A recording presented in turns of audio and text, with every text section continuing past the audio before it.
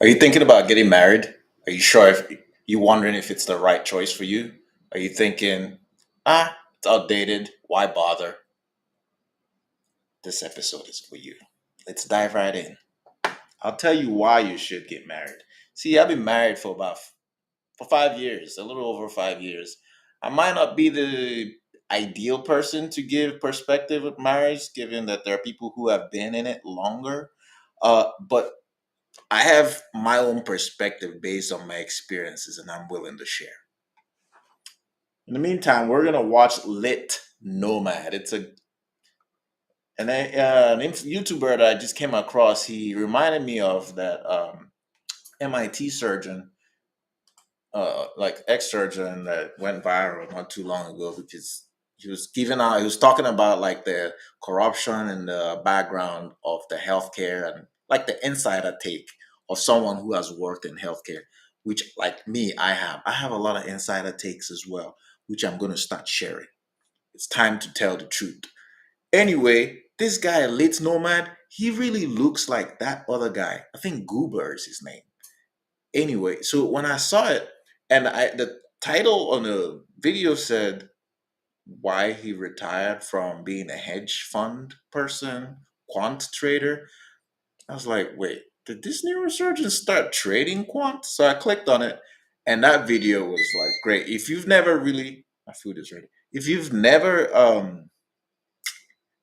heard the insides, the an insider gives if someone gives you an insider's take, especially someone who's smart and knows exactly what they were doing in that field. If you've never heard them give you a take, an insider's take, right, of what uh, that business is like, quant trading, you should go to that guy's channel and subscribe. Lit Nomad. There's a video he talks about it. But this particular one, I want to talk about like marriage, and I haven't seen this video yet, but we're gonna watch it together.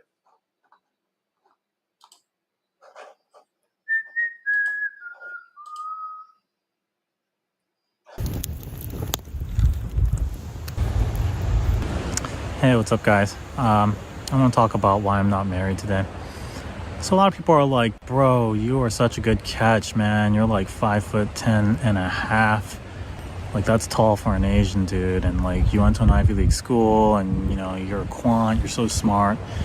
You should get married. You'll make a woman happy." And they're not wrong. I always wanted to kind of have a big family, and I watched like The Sound of Music, and I was like, that would be cool to kind of like make my kids line up like that. And anyways, like I wanted to get married and have kids, but I don't know. I'm a data driven person. I'm a quant, so I analyze the data, and it just doesn't make business sense. First, the divorce rate is 50%, right? That's awful. Like you have to remember that 50%, that's divorce. Divorce is the last resort for most people. So what that means is that like over 90% of people are like miserable in their marriage. Because you have to understand, like people get divorced when like you have to pay the lawyers so much money, and you like traumatize your kids. Like they're gonna be so sad, they're gonna have to require all this therapy.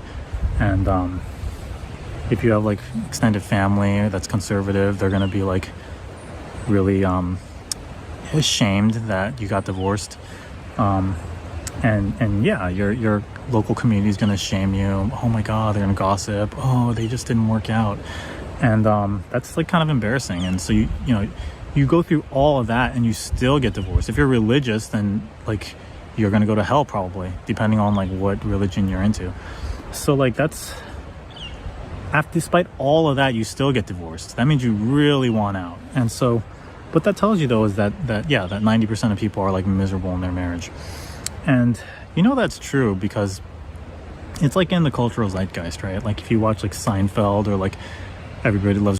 I don't agree with 90% of people are miserable in their marriage as a reason to not get into marriage. First of all, that number is off. I don't know if he pulled that one out of his ass because I don't think it's that high. Okay. I think it's a lot lower. Might be like maybe 30%, 40%. You might even argue 50% of people are miserable in their marriage. That's a fair argument. But let me tell you something, marriage is a job. You have to work at it. Just like any relationship, You have to work your marriage like a job. Gents, make her feel warm and fuzzy, make her feel protected. Women, work your relationship like a job. That's how I see it. Was Rain Man, like the grandparents, like the parents of Jerry Seinfeld, are always depicted as these like bickering, miserable couple, and everyone can relate to that. That's why they depict them that way. And with like Everybody Loves Raymond too, like they depict them that way because everyone's like, oh yeah, that's how my parents act, because that's so common. And why wouldn't it be common? People are miserable after being stuck with the same person for that long. You know, it's not natural. The other reason is infidelity. So data on this is varies widely because it's hard to get accurate data on something like this, but it ranges from like 20% conservatively that have cheated on their spouse to like 70%. And let's put the average at like 50%. That's pretty terrible. 50% of people have cheated on their spouse. And it's the type of thing that people are gonna like lie about, either to themselves or to a survey. So it's probably higher. But let's just put it at 50%. And that's awful. So regarding infidelity, right? I had a Okay, so let me address the point about infidelity. I think that there's been a okay. Let's start with the media aspect. There was brainwashing, significant brainwashing, all through the 80s and 90s. Us growing up, we were watching content that did not depict marriage in a good light. And given the information that we're now getting out of Hollywood, now that we're older, it's very clear that this was an agenda to destroy the family unit. So it's not surprising to me that we got the results we did, because if you look across the world in different cultures, different geographical locations, they're not reporting the kind of crazy numbers that the West is when it comes to divorce rates. You know what I mean? So my point is, if you want to get married, and like this guy, you're not he's a numbers guy and he's weighed the numbers, you have to approach it from a different aspect. Look at what's working in different cultures, in different places. What are they doing that's making their relationships last longer than what the West is doing? And then do that. I'm not on support of writing off the entire institution. That institution was created for a reason. It's I think that just like every like other mammals, we survive better when we pair bond, when we move as a group. And a lot of us don't have the smarts that he may have, or don't have the talents and skills to gather a lot of have influence and bring people closer. So that's why you need that partner, that life partner that will walk this journey with you. Because if you go alone, you have increased your risk of not surviving from multiple reasons, whether it's mentally or physically. a friend who is an EMT, like an emergency medical technician, and he told me something really interesting. Basically, the main reason why he would get called to people's houses is that they would be having a heart attack, or they would be thinking they're having a heart attack. So, but it would just be like a panic attack. And when he gets to their house, like the guy would like confess to them, like immediately. They like grab him and be like, and they would tell him like they cheated on their wife like 7 years ago or something. And he'd be like, okay, thanks for sharing that. We're gonna get you on the stretcher here. And he said it happens to him a lot. Like, he's only been working the role for like a year, and he said it happened to him like 5 times. And I found that to be like quite noteworthy, because these people, right, even though they got away with cheating, they had to carry the weight of infidelity in their heart. And they didn't really get away with it in that sense, because it was like a splinter in their mind that they had to live with for the rest of their lives. And I don't know if it's like based in Christianity, and that's why they thought they would go to hell if they didn't like confess to someone before they passed to the next life. But nevertheless, for one reason or another, like they kind of like suffered through the guilt of that infidelity. And so yeah, of the 50% who cheat, without a doubt, like, some people got away with it, and they didn't really get away with it. It's kind of like the point I'm making with that story. Those are terrible odds. 50% divorce rate, 50% infidelity rate. Like, Why would anyone sign up to something with those odds? And the answer is because they've been culturally shamed to do that. People are very much like sheep. They don't think for themselves, and they don't think organically from the bottom up. They just kind of feel peer pressured into doing things. Yeah, everything about marriage, modern marriage, is just a recent invention. Like the white wedding dress, I think, is from like 1840, and that's the last 200 years. The diamond, that's just a brilliant marketing campaign by the De Beers Corporation. I think in the 1920s, when they said that a diamond is forever, that's arguably the greatest marketing campaign of all time. So now people buy diamonds. It's become the standard when like there are other like rare gems that are more expensive, and No, I agree with this. Like, a lot of people fell for the okie doke, the marketing, and they fell for the what they call it, the bling, and the things, and the attractive things about that event that is wedding. That's not the point. I didn't fall for that. My marriage was a lot cheaper than all that nonsense because when you finally get into the task that is marriage, it's a long process. It takes a long process to form that bond with another human. It grows. You have to stay that course to fall in love. It Lust is quick, and you have sex and you get over it, but love takes a long time to build.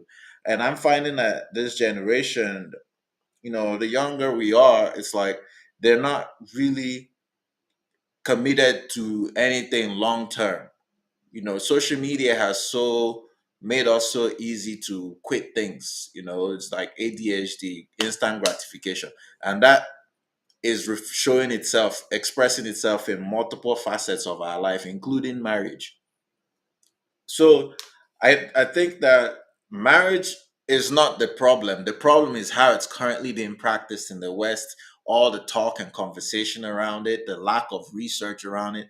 There should be, hmm, what if there was a YouTuber who went about like researching marriage all across the globe, and like finding out what makes other, what makes them work, right? The ones that are working, why they work, and then kind of like that would be an interesting statistical research to conduct. they just kind of artificially keep the price of diamonds high just to like profit off of you. Like honestly, the De Beers Corporation killed it. That's a rabbit hole you should go down. It's fascinating, but this whole cultural norm of buying a diamond is it's just like brilliant capitalism and marketing.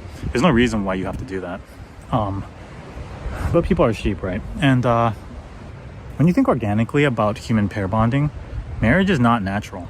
Human beings are not naturally monogamous. They've only been monogamous for the last few hundred years, mostly driven by monotheistic religions like Christianity, because this was before DNA tests, and they wanted a way to be able to kind of like accurately track parenthood, and so they wanted to keep people from sleeping around too much, so that they can like find out who inherits the wealth of the father and so on.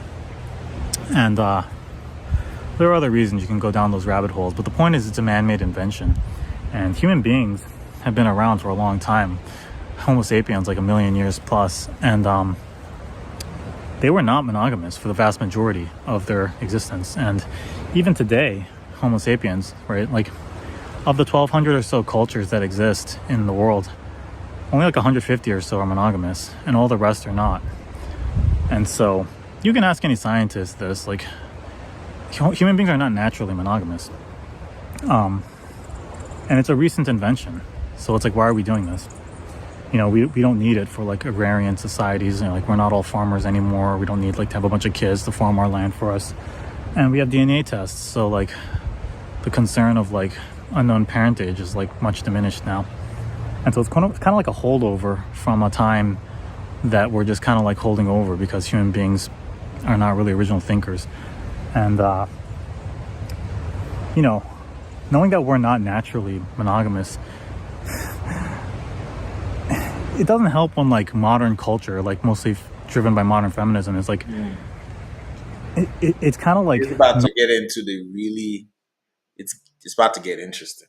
Okay, when it comes to monogamy, I don't know if I'm in the space or even ready to approach that topic because um, anyway.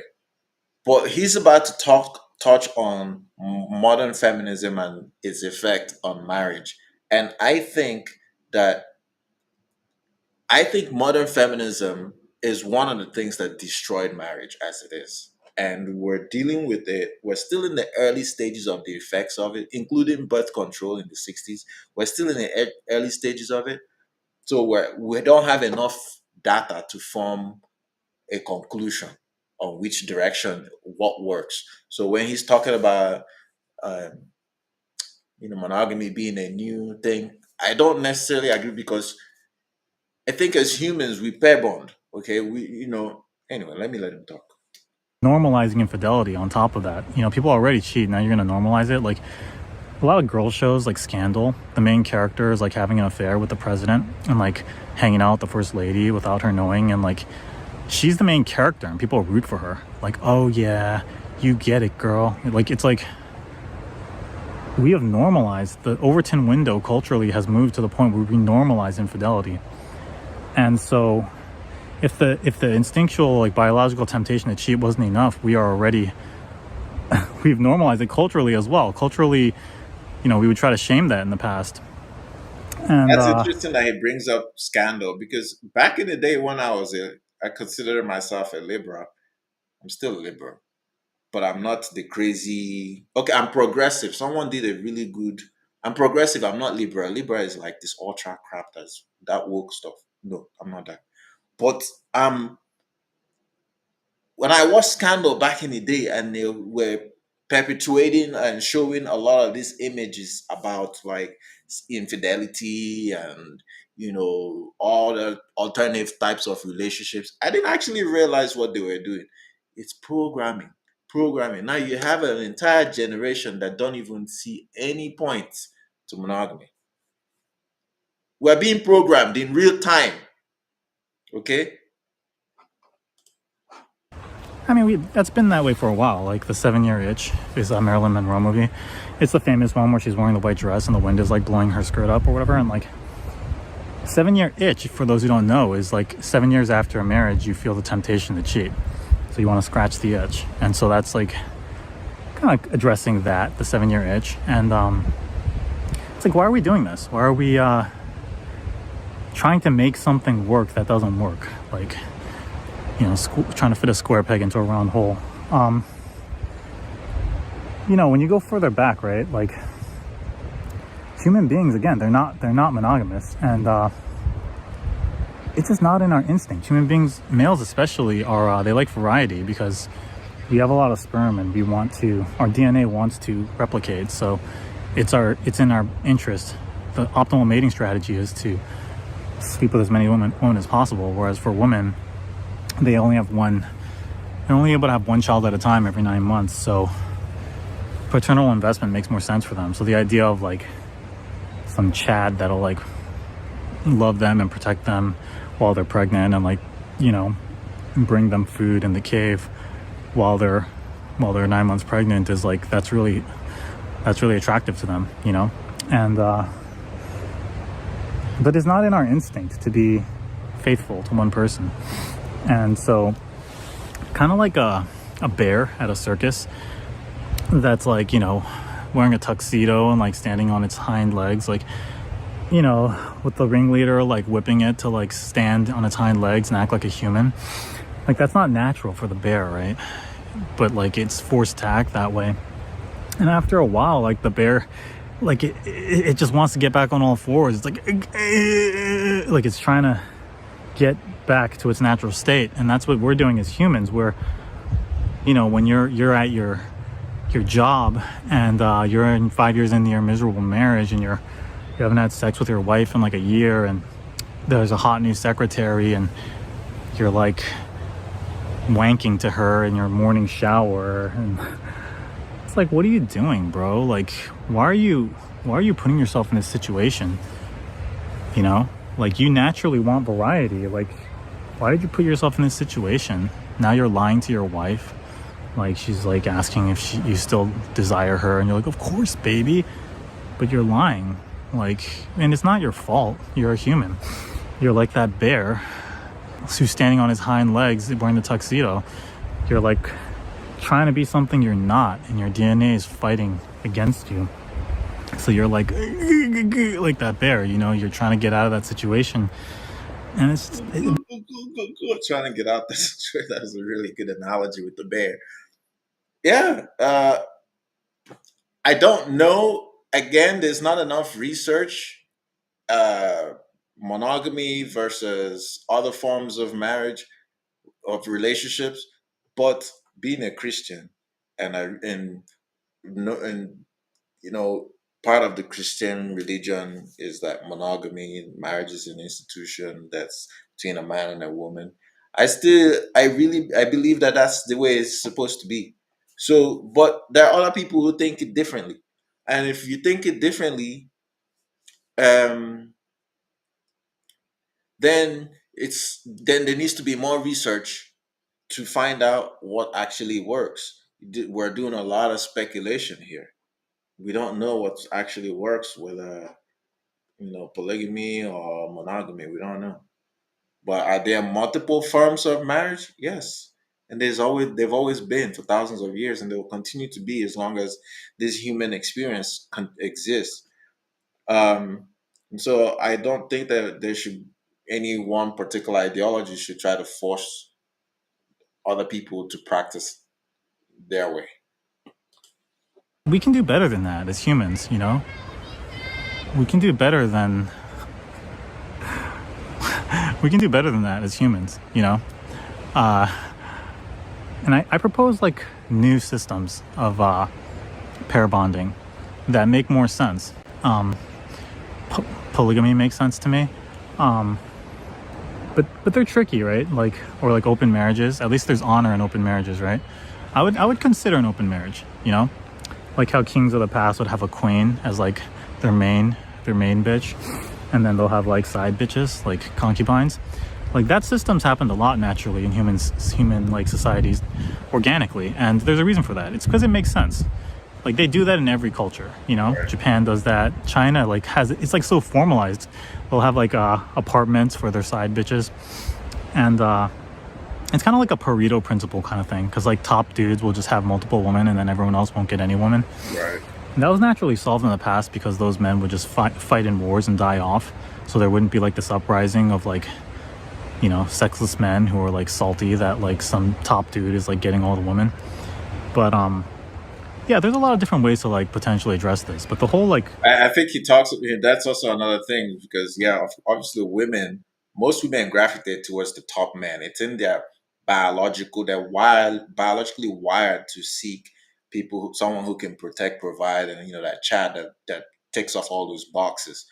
But there aren't that many of those people, right? There's probably like less than 5% of those people among all men. There's not enough to go around. So now that leaves like 95% of men incapable of attracting any woman, or some men are like sexless till they die and they don't get to procreate. That's craziness. And I think that's where this monogamy thing came in, where it the idea is to balance the playing field, right? Make sure that every guy has a chance to procreate, or else just a few chads will take all the women. It's in their nature. They're gonna gravitate towards that guy. So he's proposing the idea that people should be allowed to practice whatever they want. I think it already exists. It's just that here in the West, the conversation is almost juvenile the way they have it.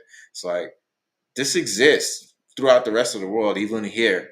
Why is it that whenever it's in front of the media or in front of the public, the conversation is met with very just like shame and insults and all these things. It's very juvenile.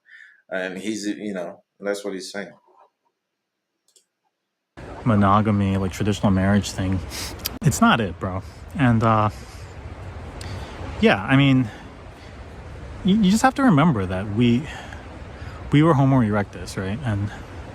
And then since then, like the human species branched off, like the tree diagram from Homo erectus, it like split off to like Homo sapiens, which is us. There's like Homo Neanderthals, which are Neanderthals, which is like most Europeans are like 2 to 4% Neanderthals. So like humans, Homo sapiens like mixed with Neanderthals, like interspecies like sex and stuff. And it's kind of funny to think about, right? Because they were like pretty different species. They were like, they looked different. They were stocky, or they had different brains. And like, for your religious friends, you need to ask them, like, do Neanderthals get to go to heaven? Because like, how does that work? They're a different species, kind of, right? And anyways, and there's another one called like Denisovans that were mostly in Southeast Asia.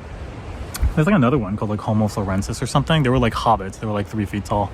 And these are humans. Like, do those humans have a soul? Like, there could have been a world.